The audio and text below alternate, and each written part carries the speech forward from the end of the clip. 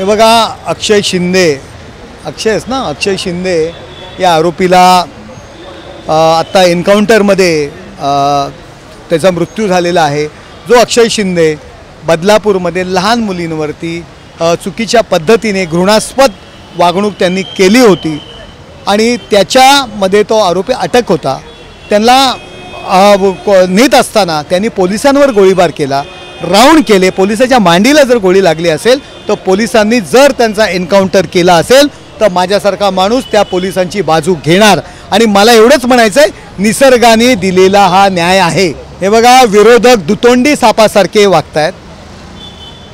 जे विरोधक ज्या दिवशी आंदोलन झालं बदलापूरमध्ये, त्या दिवशी त्या बदलापूरमध्ये 15-15, 20-20, 30-30 गाड्या बसेस भरून बाहेरून लोक आली।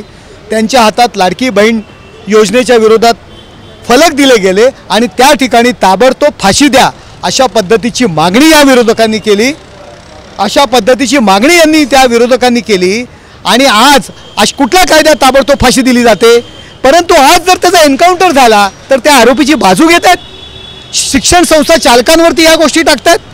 कुठला शिक्षण संस्था चालक सांगेल की अशा पद्धतीचं कृत्य कर? परंतु त्या आरोपीला वाचवण्याचे विरोधक प्रयत्न करतात। जर एन्काउंटर झाला असेल, पोलिसांवर जर गोळीबार झाला असेल, तर पोलिसांनी जर राऊंड केला असेल तर पोलिसांची बाजू महाराष्ट्रातील प्रत्येक नागरिकांनी घ्यायला पाहिजे। त्या मुलीला निसर्गाने न्याय दिलेला आहे।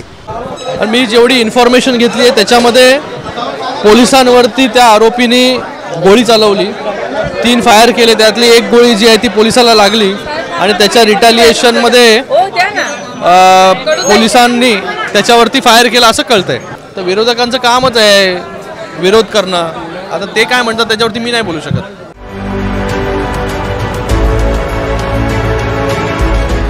CEN न्यूज, देश प्रदेश की ताज़ा तरीन खबरों के लिए CEN न्यूज को सब्सक्राइब करें और रहें पल पल की खबर से हर पल बाखबर।